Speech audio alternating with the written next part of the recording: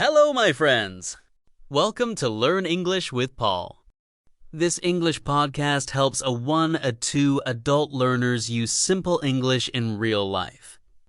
Have you ever spent a whole weekend just listening to the rain?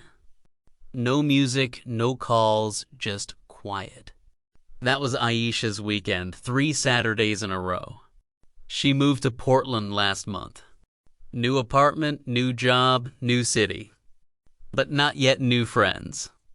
Weekends felt long and soft, like old cotton. Not bad, not sad, just quiet. Then she saw Leo, her neighbor across the hall. Every Saturday at 10, he watered his plants. He smiled when he saw her, always. But they had never spoken more than hello. Aisha wanted to say more. But how do you ask someone to coffee without sounding strange? Good question. Let's walk through it together. Portland has many rainy days, especially in October. Aisha's apartment faces east. She sees sunrise through her kitchen window. Her favorite mug is blue. It has a small chip on the handle. She bought it at a street market on her first day in town. She keeps it beside her laptop next to a dried lavender sprig. Lavender reminds her of her grandmother's garden in Morocco. Aisha works as a graphic designer for a small publishing house. Her desk has 3 notebooks, one for sketches, one for ideas, one for names. She writes Leo in the names notebook, then draws a tiny leaf beside it. She doesn't know his last name yet. She knows he walks his dog, a brown terrier named Pip, every evening at 6.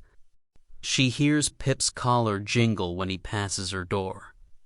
She once left a note on his door, "Hope Pip likes treats." He replied with a sticky note, "He loves them, thank you, La." That was their first real exchange, 2 sentences, 5 words total. Aisha kept that note taped inside her sketchbook. She looked at it before bed each night for a week. Quiet doesn't mean empty. It means space, waiting to be filled. On Saturday morning, Aisha waited until Leo came out. Her heart beat faster, just a little. She took a breath, then smiled. "Hi, Leo. What are you doing this weekend?" He stopped, looked surprised, then happy. "Oh, nothing big, just reading and walking." Aisha felt brave. "Would you like to have coffee?" She added quickly, "No problem if not." Leo smiled again. "I cannot this Saturday, but how about Sunday?" Aisha felt warm inside. That sounds lovely. They agreed on Sunday at 11. Later, Aisha thought, that was easy. But it wasn't easy. It was kind. Kind words leave space for yes and space for no. Leo brought 2 mugs, one for him, one for her. He said, "My sister gave me these. They're very strong." Aisha laughed. "Good. I need strong coffee today."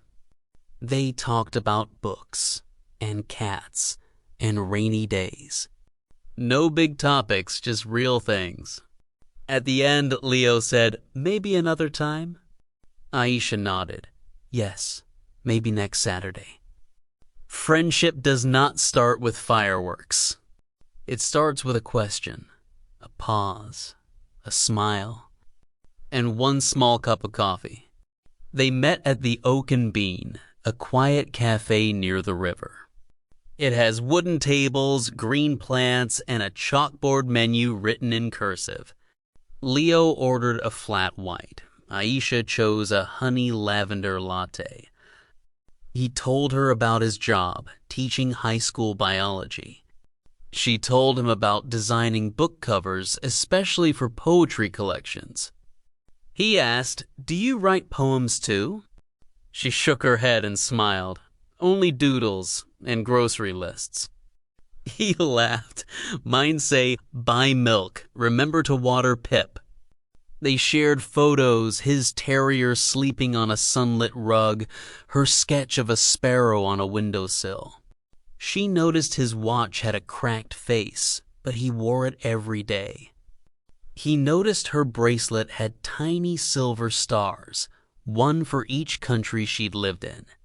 They didn't talk about politics or weather forecasts. They talked about the smell of wet pavement after rain, and the sound of pages turning in a library, and how hard it is to fold a fitted sheet. When they stood to leave, Leo held the door open. Aisha said, thanks for the coffee and the chat. He said, any time, really. They walked outside together, not side by side, but close enough to hear each other over city sounds. Pip wagged his tail the moment he saw Aisha. She bent down and scratched behind his ears. Leo said, he remembers you. Aisha smiled. Good. I remember him too. They paused at the crosswalk. Red light. Rain began again. Soft, steady. Leo opened his umbrella, then held it over both of them. See you Saturday? He asked. Yes, she said, I'll bring cookies. Perfect, he said. Pip approves. Now let's look at 5 useful phrases. First, what are you doing this weekend? This is a friendly way to ask about plans.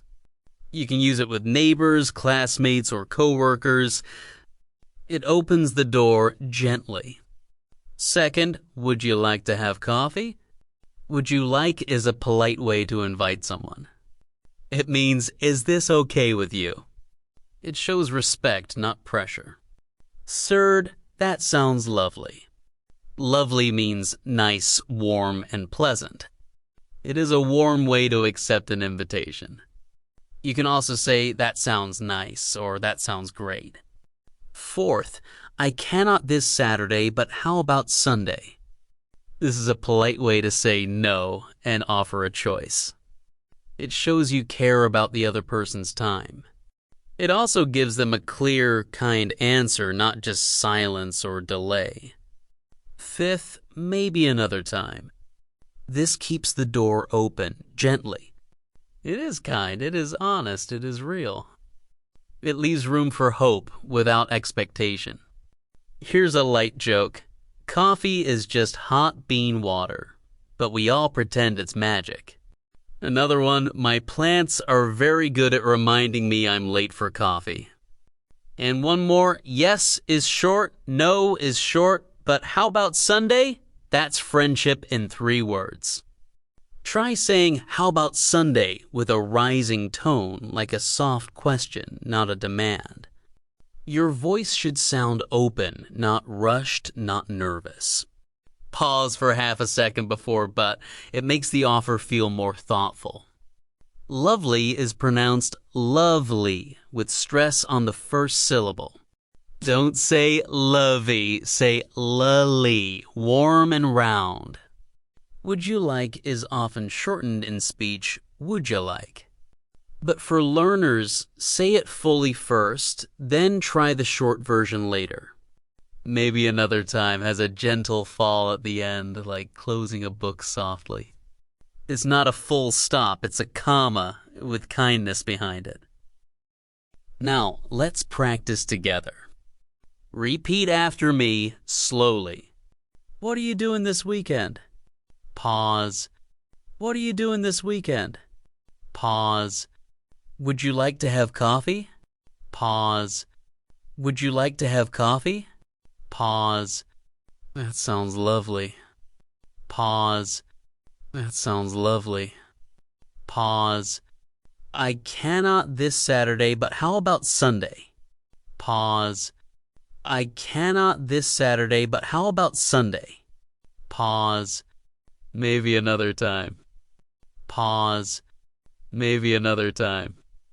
Great, you did it!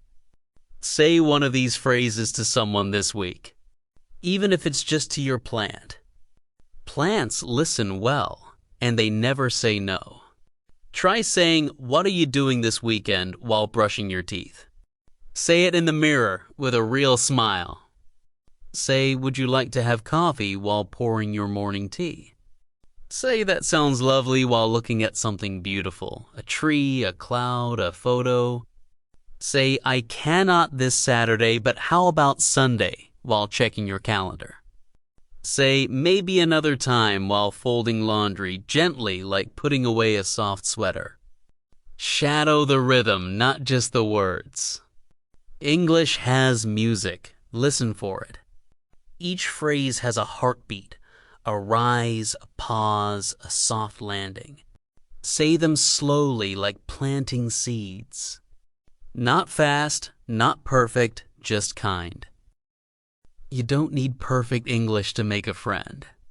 You only need kind words and a little courage.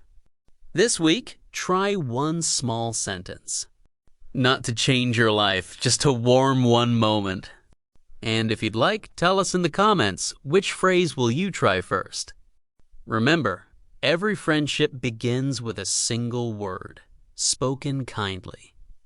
Aisha didn't know Leo would become her best friend in Portland. She only knew she wanted to say hello and mean it. That's enough. That's everything. Keep your voice soft. Keep your heart open. Small steps build wide bridges. And sometimes just one cup of coffee changes everything.